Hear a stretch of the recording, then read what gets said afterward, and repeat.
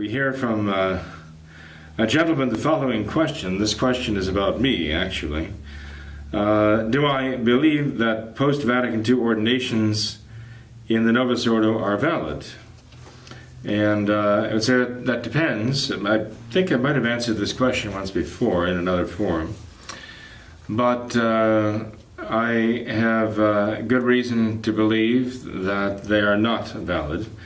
If the modern ceremony of ordination that was introduced by Paul VI back in 1968 is used for the ordination of deacons, priests, or bishops, that ceremony was so mutilated, and the essential character of the Catholic priesthood, as Christ established it, so obscured and deliberately obscured, that I think there is a very solid argument to show there's an objective doubt regarding the validity of the ordination to the priesthood, certainly, and the consecration of bishops as well.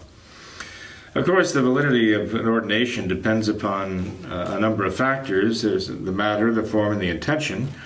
All three of those essential elements have to be present for there to be a valid sacrament. Pope Pius XII stated in his motu proprio of 1947, Sacramentum Ordinis, what is the essential form for the ordination of a deacon, for the ordination of a priest, for the consecration of a bishop. The modern ceremony instituted by Paul VI changed the essential forms from what Pope Pius XII himself had specified. The problem comes in, especially when the surrounding rite of the sacraments, of the ceremonies, in a sense, redefine the terms. Even if one were to use what in itself would be a valid form that the Church herself might recognize and use in her own ordination ceremonies, if the surrounding prayers in the ceremony had been so corrupted as to give the very words in the essential form a different meaning than their Catholic meaning, that would at least call into doubt the validity even of the forms used, which in themselves might be valid, or in another setting might be valid, in a Catholic ceremony might be valid. When in the new rite of ordination to the priesthood, the words "receive the power to offer sacrifice for the living and the dead" are deliberately removed in the new rite. Whether they've been restored or not is another question, but originally they were removed in the new rite. And when the new rite removes, the authors of the new rite remove the words "receive the power to forgive sins." Whether they've been restored or not, I don't know. But the fact is that originally they were removed, as I understand it, from the original Novus Ordo rite of ordination. We see that this was not done as a mere oversight, this was done deliberately. And the very understanding of the priesthood is being attacked in the new rite. And so this would call into question the validity, and certainly would give an objective doubt about the validity of the new rite of ordination of the priesthood, the new rite of consecration of the episcopacy.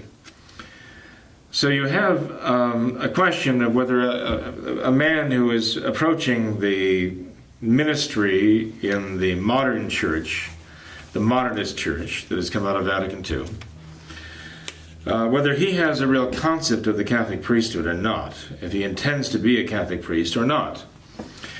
If he intends to be a representative of the people of God, and that's it, of the assembly, as the new rite of the liturgy, the Mass, portrayed itself originally in the general instruction, as an assembly of the people of God under the presidency of the priest.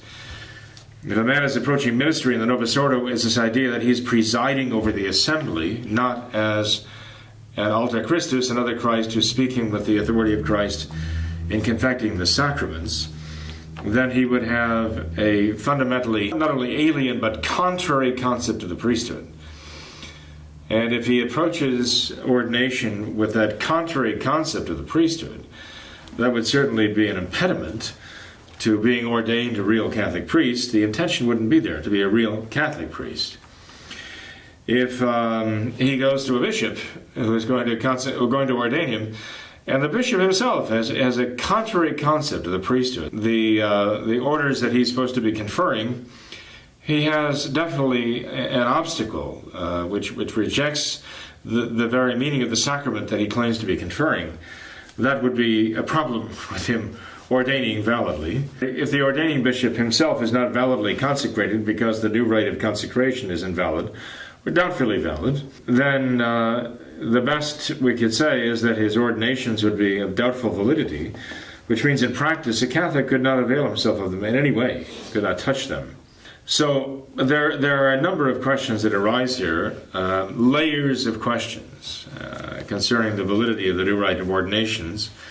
And I'm just going to leave the question here, except to say that I consider these new rites of ordination to be objectively doubtful, and therefore practically, for a Catholic, untouchable, that we cannot in any way avail ourselves of them. Because it is not permissible to practice even probabilissimum, so to speak, with regard to the sacraments. You have to be certain that they are valid.